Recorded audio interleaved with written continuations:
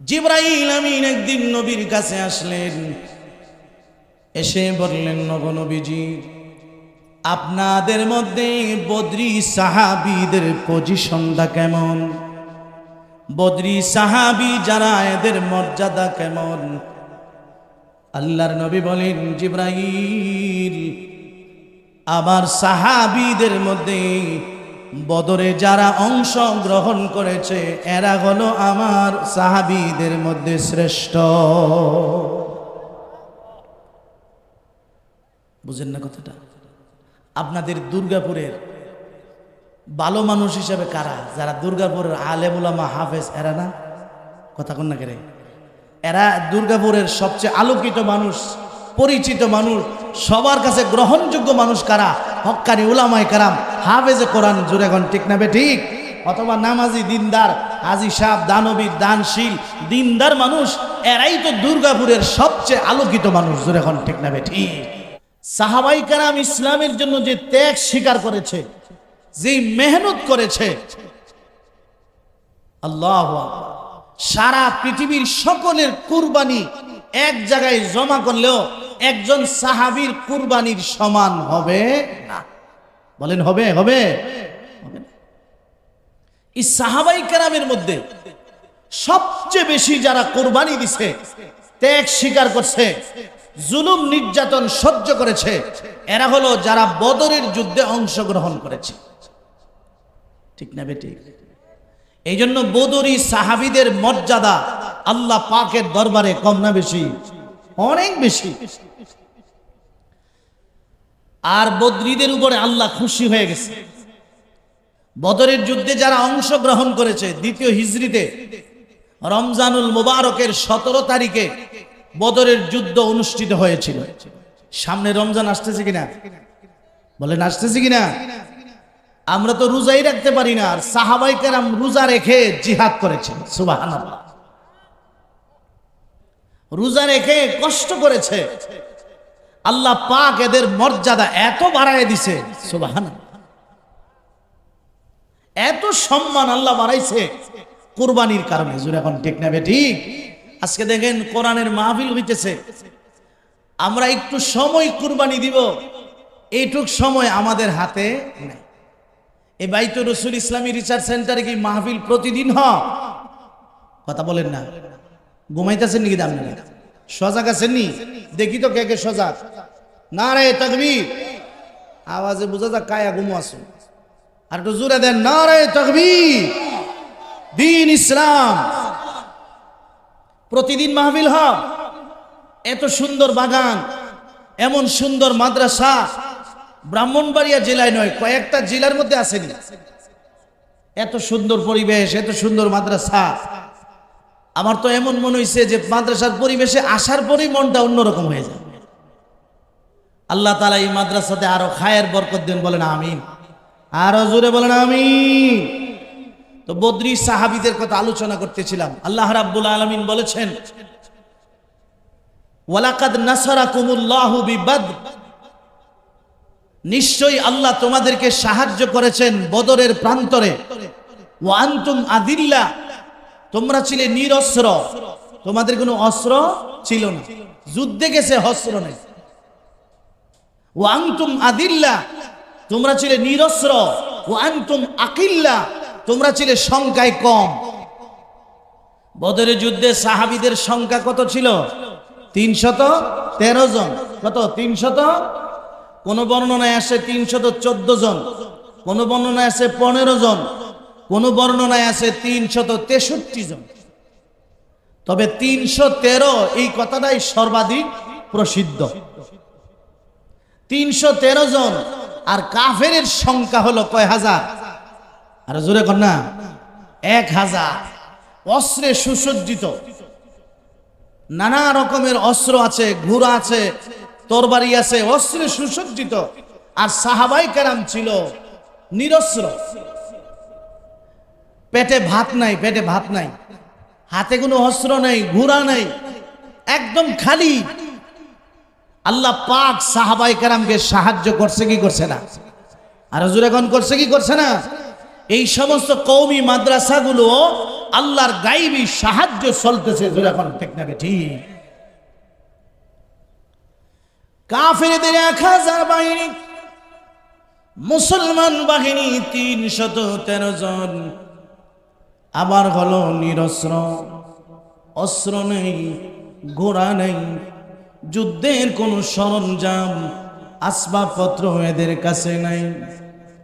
কিন্তু সাহাবায়ে কেরাম এরা ছিল ঈমানের বলে বলিয়ান, এরা ঈমানের বলে বলিয়ান, এরা ছিল পাক্কা ঈমানওয়ালা, আল্লাহ রাব্বুল আলামিনের উপরে তাওয়াক্কুলকারী, ভরসাকারী। আল্লাহ কোরআনুল কারীমে বলেছেন, ওয়া মান ইয়াতাওয়াক্কাল আলাল্লাহ ফাহুয়া হাসবুহ। আল্লাহর উপরে যে ব্যক্তি ভরসা করবে তার জন্য আল্লাহ যথেষ্ট। এজন্য সাহাবায়ে কেরামের বিশ্বাস ভরসা ছিল কার উপরে? আরো জোরে বলুন। আল্লাহ পাকের উপরে বিশ্বাস ভরসা নিয়ে 1000 অস্ত্রে সুসজ্জিত বেঈমানের মোকাবেলায় নেমে গেলেন। আল্লাহ রাব্বুল আলামিন এদেরকে সাহায্য করলেন। সাহাবীরা যুদ্ধের প্রান্তরে কাফেরদের মুখোমুখি, নবী রাহমাতুল লিল আলামিন তাঁবুর ভিতরে মুনাজাতে রত। নবীজি আল্লাহর দরবারে দোয়া করেন, আল্লাহ সাহাবীদের ছোট একটা জামাত নিয়া আমি যুদ্ধের ময়দানে হাজির। আল্লাহ এই জামাতটা যদি ধ্বংস হয়ে যায়, এই পৃথিবীতে আপনার দিন কায়েম করার মতো কেউ থাকবে না। ইনতাহালিক হাদিল ইসাবা লাম তুবাদ ফিল্লাহ। আল্লাহ এই জামাতটা যদি ধ্বংস হয়ে যায়, এই জমিনে আপনার উপাসনা ইবাদতকারী কেউ থাকবে না। আল্লাহ আপনি সাহায্য করুন। নবীজি যে আল্লাহর কাছে দোয়া মুনাজাত করেন, হাতটা এতটুকুন উপরে উঠাইলেন, নবীজির চাদর মুবারক পড়ে গেছে। হযরতে আবু বকর নবীজিকে জড়ায় ধরে বললেন, ওয়া নবী, আপনি এত চিন্তিত কেন? আল্লাহ না ওয়াদা দিয়েছেন আপনাকে সাহায্য করবে?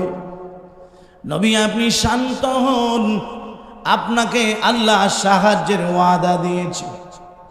এমনি জিবরাইল আলাইহিস সালামের আগমন, ডাক দিয়ে বলেন, নবীজি টেনশন করার কোনো কারণ নেই, আমি জিবরাইল একা আসিনি, আমার সঙ্গে 1000 ফেরেশতার বিশাল বাহিনী নিয়ে এসেছি।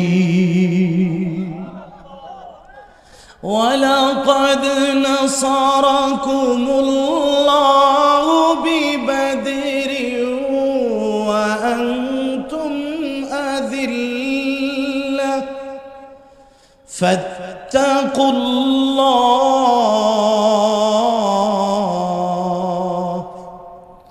ফাত্তাকুল্লাহ লাআল্লাকুম তাশকুরুন।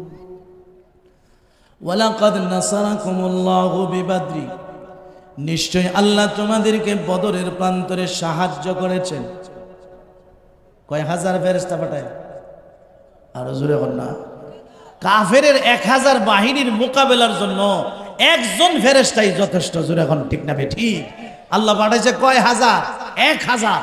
কোন বর্ণনায় আসছে 3000, আরেক আয়াতে আছে 5000 আল্লাহ পাঠাইছেন। কয় হাজার? 5000। ফেরেশতাদের মাথায় ছিল ফাগরি। সুবহানাল্লাহ। ফাগরি বাদা আইসা এমন সাইজ করা করছে। সাহায্য করছেন কে? আল্লাহ। আল্লাহ বলেন আমি সাহায্য করব, আগে দেখব তোমাদের কুরবানি, তোমরা কতটুকু প্রস্তুত আমি দেখব। তুমি একটা পা নামাজের জন্য উঠাইবা, আরেকটা পা উঠাইবার তৌফিক আমি আল্লাহ দান করব। তুমি শুয়ে থাকবা, তাহলে কেমনে সাহায্য আসবে? তুমি লেফটটা লাথি দিয়ে সরাইবা, আর বাকিটা ব্যবস্থা আমি আল্লাহ করব ফজরে হাজির হওয়ার জন্য। আস-সাইয়ু বিন্না ওয়াল ইতমামু মিনাল্লাহ। আমাদের কাজ হলো চেষ্টা করা, পুরা করার মালিক কে? আর জোরে বলেন কে? আল্লাহ। আমার ভাইয়েরা, কথা অনেক লম্বা, সময় অনেক কম, কারণ আজকের মাহফিলের যিনি বিশেষ অতিথি আল্লামা মুফতি আব্দুল কুদ্দুস ফারুকী সাহেব হুজুর দামাত বরকাতুম, তিনি চলে আসতেছেন, এবং আল্লামা শায়েখ জসিমউদ্দিন রহমানী সাহেব উনিও সময় মতো চলে আসবেন। আপনারা সময় মতো না আসলো ওনারা সময় মতো আসবে ইনশাআল্লাহ। মাসুদুর রহমান মারিফির সাথে ওনাদের যোগাযোগ হইতেছে, ওনারা সময় মতো এখানে এসে হাজির হবে। আল্লাহ যেন সময় মতো আসবার পৌঁছবার তৌফিক দেয়, জুড়ে বলুন আমিন। এই বদরি সাহাবায়ে কেরাম, আমার ভাইয়েরা, লম্বা করে বলার সময় নাই, আল্লাহ সাহায্য করেছেন, 1000 ফেরেশতা পাঠাইছে। ঘোড়া নিয়ে আইছে জিবরাইল আলাইহিস সালাম, ফেরেশতার লিডার হলো জিবরাইল আলাইহিস সালাম, আর বদরি সাহাবীদের নেতৃত্বে মহানবী মুহাম্মদুর রাসূলুল্লাহ সাল্লাল্লাহু আলাইহি ওয়াসাল্লাম। আমার ভাইয়েরা, নবীজির শরীর মুবারকে কি শক্তি কম ছিল? কথা বল না। এই পৃথিবীর 4000 যুবকের শক্তি ছিল আল্লাহর নবীর শরীর মুবারক। কয় হাজার? আমরা শুধু যদি 4 জনের শক্তি থাকতো, একদিনও চা খায়া বেল দিল না। দেখেন না, যারা একটু শক্তি বেশি, ক্ষমতা বেশি, দোকানতে মাল আনতে আছে, দোকানদার যদি কো ভাই টাকাটা, হ্যাঁ এটা কি করি, এখানে দোকানদারি করস কার কারণে জানোস না? আমি যদি উল্টে যাই দোকানে উল্টে যাব। এমন কিছু বাটফার মানুষ আছে না? নাই, শক্তির অপব্যবহার করে, শক্তির অপব্যবহার করে। আর সাহাবায়ে কেরাম শক্তিকে ব্যবহার করেছেন কার জন্য? আল্লাহর জন্য। ওমর ইবনুল খাত্তাব, আলী কাররামাল্লাহু ওয়াজহাহু, ওনারা শক্তি ব্যয় করেছেন আল্লাহর জন্য। এই জন্য আল্লাহর জন্য যারা কোরবানি দিবে, আল্লাহ তাদের মর্যাদা বাড়ায় দেবে। বদরি সাহাবীরা কোরবানি দিছে, আল্লাহ দুনিয়াতে সাহায্য করছে, গায়েবী সাহায্য, ফেরেশতা পাঠাইছে। নবীজির চাচা হযরত আব্বাস রাদিয়াল্লাহু তাআলা বডি শরী অনেক বড়, উনি আজান দিলে 8 মাইল যাইতেন। সুবহানাল্লাহ। আসতে আপনারা সুবহানাল্লাহর আওয়াজ 8 সেকেন্ডের দূর হয়ে গেছে। এত শক্তি, এত শক্তি ছিল। আরবের রুকানা পাহলুয়ান কাঁচা চামড়ার উপরে দাঁড়ায় থাকলে, কাঁচা চামড়া, আপনি তো এমনি দাঁড়াতে পারতেন না, ফিসলাই ফিরে যাবেন। রুকানা কাঁচা চামড়ার উপরে যদি দাঁড়ায় থাকতো, চামড়া ছিঁড়া টাইনা নেওয়া লাগতো, কিন্তু তারে হাফাও নড়াইতে পারত, এত শক্তিশালী। 1000-এর বিরুদ্ধে একা মোকাবেলা করতে পারত। তো আব্বাস রাদিয়াল্লাহু তাআলা আনহু ওনারে বদরের যুদ্ধে যখন বন্দী করছে, কাফেরদের সাথে থাকার কারণে কাফেরের কাছে সাথে যাওয়ার লাগছে, তখন তিনি মুসলমান হয়েছেন। বদরের যুদ্ধে উনি কাফেরদের দলের মধ্যে অংশগ্রহণ করছে। এক মুরব্বী রশি দিয়া বাইন্ধা লইছে। কথা বুঝেন না? এত বড় শক্তিশালী পাহলুয়ান আব্বাস রাদিয়াল্লাহু তাআলা মুরব্বী রশি দিয়া বাইন্ধা লইছে।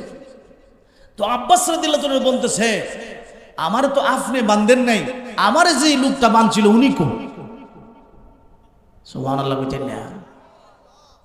হ্যাঁ মুরব্বী, আমার গায়ে আল্লাহ পাক যে শক্তি দিয়েছে, আপনি বাঁধার ক্ষমতা নেই। আমাকে তো আপনি বাঁধেন নেই, আমাকে আপনার হাতে বেঁধে যিনি দিয়েছেন উনি কোথায়? ওনাকে তো দেখি না। ওনাকে দেখলাম বিশাল দেহ, বিশাল দেহের অধিকারী আমি, তার সামনে আমার কোনো ক্ষমতা নেই। ওনাকে তো দেখি না। আসলে উনি ছিল আল্লাহর রহমতের ফেরেশতা। ফেরেশতা দইরা বাইন্ধা মুরব্বির হাতে দিয়ে দিয়েছে, যাও লই যাও। সুবহানাল্লাহ। সাহায্য করছেন কে? কুরবানি দিছেন কে? সাহাবায়ে কেরাম। সাহাবীরা কুরবানি দিছে, আল্লাহ সাহায্য করছে। আমরাও দ্বীনের জন্য কুরবানি দিব, গায়বী মদদ সাহায্য দিবেন কে? বদরের যুদ্ধে সাহাবীরা কুরবানি দিছে, আল্লাহ দুনিয়া আখিরাতে এদের মর্যাদা বাড়াই দিছে। কেমন বাড়াইছে? আল্লাহর নবী বলছেন, মুসনাদে আহমদের হাদিস, লাইয়াদখুলান নারা আহাদুন শাহিদা বদরান। যেই সমস্ত সাহাবী বদরের যুদ্ধে অংশগ্রহণ করেছে, তারা কোনোদিন জাহান্নামে যাবে না। সুবহানাল্লাহ। কত বড় সার্টিফিকেট দেওয়া হয়েছে বদরে অংশগ্রহণ করার কারণে। আল্লাহর নবী বলছেন, লাইয়াদখুলান নারা আহাদুন শাহিদা বদরান। যারা বদরে অংশগ্রহণ করেছে এরা কোনোদিন জাহান্নামে যাবে না। আল্লাহু আকবার, আল্লাহু আকবার। আরেক হাদিসে আছে আল্লাহর নবী বলেছেন, সহিহ বুখারীর বর্ণনা, জিবরাইল আমিন একদিন নবীর কাছে আসলেন, এসে বললেন, নবীজি, আপনাদের মধ্যে বদরি সাহাবীদের পজিশনটা কেমন? বদরি সাহাবী যারা, এদের মর্যাদা কেমন? আল্লাহর নবী বলেন, জিবরাইল, আমার সাহাবীদের মধ্যে বদরে যারা অংশ গ্রহণ করেছে এরা হলো আমার সাহাবীদের মধ্যে শ্রেষ্ঠ। বুঝেন না কথাটা? আপনাদের দুর্গাপুরের ভালো মানুষ হিসেবে কারা? যারা দুর্গাপুরের আলেম উলামা হাফেজ, এরা না? কথা কন না কেরে? এরা দুর্গাপুরের সবচেয়ে আলোকিত মানুষ, পরিচিত মানুষ, সবার কাছে গ্রহণযোগ্য মানুষ কারা? হক্কানি উলামায়ে কেরাম, হাফেজে কোরআন। জোরে এখন ঠিক না বে ঠিক? অথবা নামাজি, দিনদার, হাজী সাহেব, দানবীর, দানশীল, দিনদার মানুষ, এরাই তো দুর্গাপুরের সবচেয়ে আলোকিত মানুষ। জোরে এখন ঠিক না বে ঠিক? আর সবচেয়ে অন্ধকার কে? সবচেয়ে গুন্ডা, বড় গুন্ডাটা যেটা, কথা কন না, সবচেয়ে বড় গুন্ডা যেটা, সবচেয়ে বড় সন্ত্রাস যেটা, সুর যেটা, এটা সবার কাছে অন্ধকার হিসাবে পরিচিত, ক্যান্সার। জোরে এখন ঠিক না বে ঠিক? আল্লাহর নবী ডাক দিলেন, বদরে যে সমস্ত সাহাবী অংশগ্রহণ করেছে আমার সাহাবীদের মধ্যে এরা হলো সর্বশ্রেষ্ঠ, সবচেয়ে সম্মানী, মর্যাদাবান। জিবরাইল ডাক দিয়ে বললেন, আকাশে তো অনেক ফেরেশতা আছে, আল্লাহর ফেরেশতার সংখ্যা পৃথিবীর কেউ জানে না। ওয়া মা ইয়ালামু জুনুদা রাব্বিকা ইল্লা হু। নবীজি, আপনার রবের সৈনিক সেনাবাহিনীর সংখ্যা কেউ জানে না, একমাত্র কে জানেন? ইয়া রাসূলুল্লাহ, আপনার সাহাবীদের মধ্যে যেমন বদরি সাহাবীদের মর্যাদা বেশি, আকাশের ফেরেশতাদের মধ্যেও যারা বদরে অংশগ্রহণ করেছে এদের মর্যাদা সবার চাইতে বেশি। বদরের যুদ্ধে যে সমস্ত ফেরেশতা অংশগ্রহণ করছে, 1000 হোক, 3000 হোক, 5000 হোক, এরার মর্যাদা ফেরেশতার জগতের মধ্যে বদরি যে ফেরেশতারা, এই সমস্ত ফেরেশতাদের মর্যাদা বেশি। সুবহানাল্লাহ, সুবহানাল্লাহ। দেখেন, বদরের যুদ্ধে অংশগ্রহণ করার কারণে ফেরেশতাদেরও আলাদাভাবে আল্লাহ মর্যাদা বাড়ায় দিয়েছে। এবং বদরে যে সমস্ত সাহাবীরা অংশগ্রহণ করছে, ওমর ইবনুল খাত্তাব রাদিয়াল্লাহু তাআলা খলিফা হওয়ার পরে এদের প্রত্যেককে মাসিক 5000 দিরহাম করে ভাতা দিত। ভাতা কত? 5000 ভাতা, যারা বদরে অংশগ্রহণ করছে। কারণ এরা হলো ইসলামের ফাউন্ডেশন। বদরের যারা অংশগ্রহণ করছে আল্লাহ পাক এদেরকে পাইকারি ভাবে ক্ষমা করে দিয়েছে। বুখারীর বর্ণনা, সুলে সন্ধি, হুদায়বিয়ার সন্ধি যখন কাফেররা ভঙ্গ করছে, নবীজি গোপনে সাহাবীদের নিয়ে একটা সংকল্প করছে, ইচ্ছা করছে মক্কা আক্রমণে, এবং গোপনীয়ভাবে প্রস্তুতি নিতেছে। এবং নবীজি আল্লাহর কাছে দোয়া করছে, আল্লাহ, আমি যে প্রস্তুতিটা নিতেছি এই প্রস্তুতিটার খবর তুমি মক্কার মুশরিকরা জানায়ও না, এটা যেন গোপন থাকে। আপনারা আমার কথা বুঝেননি?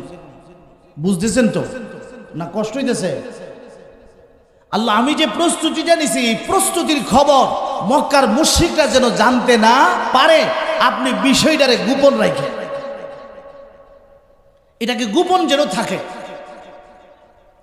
আমার ভাইয়েরা, একজন সাহাবী ছিল, ওনার নাম হাতিব ইবনে আবি বালতা।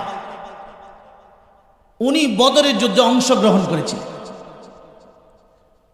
কুরাইশ বংশের লোক ছিলেন না, তবে উসমান রাদিয়াল্লাহু তাআলা আনহুর মিত্র বন্ধু ছিলেন।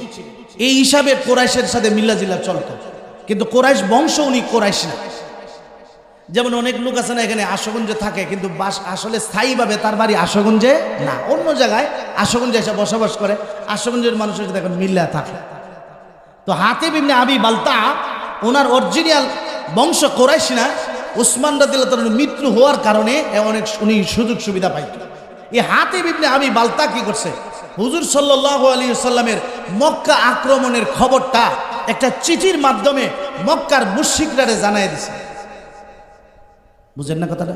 সাহাবীর ইচ্ছা হইল যে যারা মুহাজির আছে মদিনাতে, এরার সবারই মক্কাতে বংশধর আছে, এদের মাল ধন সম্পদ সন্তান সন্ততি রক্ষার ব্যবস্থা আছে, কিন্তু আমার তো কোনো বংশধর নেই।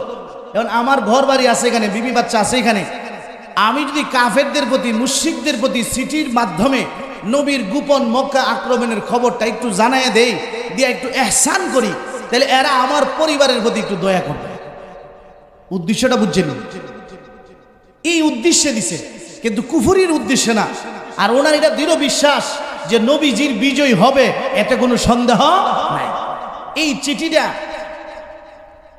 এক মহিলা আসছিল মক্কা থেকে, মুশরিকা মহিলা, এই মহিলার কাছে চিঠিটা দিয়ে দিছে যে ইনি মক্কার লিডারের কাছে এই চিঠিটা পৌঁছে। আল্লাহ রাব্বুল আলামিন পরক্ষণে কোরআনুল কারীমের সূরাতুল মুমতাহিনা, একটা সূরা আছে, লম্বা সূরা, এই সূরা আল্লাহ নাজিল করে নবীকে চিঠির খবর জানায় দিলেন। নবীজি যেহেতু আল্লাহর কাছে দোয়া করছেন, আল্লাহ আমার চিঠির গোপন মক্কা আক্রমণের খবরটা আপনি মক্কার মুশরিকদেরকে পৌঁছায় দিন না, এরা যেন না জানতে পারে, না বুঝতে পারে। নবীজির দোয়াটা যেহেতু আল্লাহ কবুল করেছেন, হাতিব ইবনে আবি বালতার চিঠির খবরটাও আল্লাহ কোরআনের আয়াত নাজিলের মাধ্যমে নবীজিকে জানায় দিলেন। নবী আরবি হযরতে আলী, হযরতে মিকদাদ ইবনুল আসওয়াদ, হযরতে জুবাইর ইবনুল আওয়াম, তিনজন সাহাবীকে ঘোড়া দিয়ে পাঠাইলেন। তোমরা একটা মহিলাকে দেখতে পাইবা রওজায়ে খাখ, খাখ নামক জায়গার মধ্যে মহিলা আছে। এই খাখ নামক জায়গার মধ্যে সে আছে। এই মহিলার কাছে একটা চিঠি আছে, এই চিঠিটা তোমরা উদ্ধার করে নিয়ে আসবা। হযরতে আলী বলেছেন, আমরা দ্রুতগামী ঘোড়া লইয়া দৌড়ায় গেলাম। তিনজন সাহাবী যায় তাকে রওজায়ে খাখ নামক জায়গার মধ্যে পাইলাম। মহিলাকে যা বললাম, তোমার কাছে একটা চিঠি আছে, চিঠিটা তুমি বের করে দাও। মহিলা বলল, আমার কাছে কোনো চিঠি নেই। আমরা ভালোভাবে খোঁজ অনুসন্ধান করলাম, চিঠি পাওয়া গেল না। অনেক তল্লাশি করলাম, চিঠি পাওয়া যায় না। হযরতে আলী ডাক দিলেন, নবীজি যেখানে বলেছেন তোমার কাছে চিঠি আছে, নবীজি কোনোদিন মিথ্যা বলতে পারে না। নবীর কথা যে সত্য, এতে কোনো সন্দেহ। আরো জোরে বলেন, বলো তুমি চিঠি নিজে থেকে বের করবে কি করবে না? তুমি যদি চিঠি বের না করে দাও, চিঠি যদি বের না করে দাও, লানুজাররিদান্নাকি, আমরা তোমাকে প্রয়োজনে উলঙ্গ করে চিঠি বের করে নিব। কারণ নবীজি যেখানে বলছে চিঠি আছে, এতে কোনো সন্দেহ নেই, নবীর কথা মিথ্যা হইতে পারে না। নবীর কথা হইল ওহী। ওয়া মা ইয়ানতিকু আনিল হাওয়া ইন হুয়া ইল্লা ওয়াহয়ুন ইউহা। নবী নিজে থেকে কিছু বলেন না, আল্লাহ পাকের পক্ষ থেকে বলেন। নবীজি বলছেন চিঠি আছে, তুমি বের করে দাও। মহিলা যখন বুঝলো এরা নাচুর বন্দা, চিঠি না নিয়ে যাবে না, খামোখা আমার ইজ্জত নষ্ট করে লাভ নেই, চুলের খুফার ভিতর থেকে চিঠি বের করে দিছে। ওই না ঢুকাইছে, দেখছেন চুলের খুফার ভিতরে নিয়ে।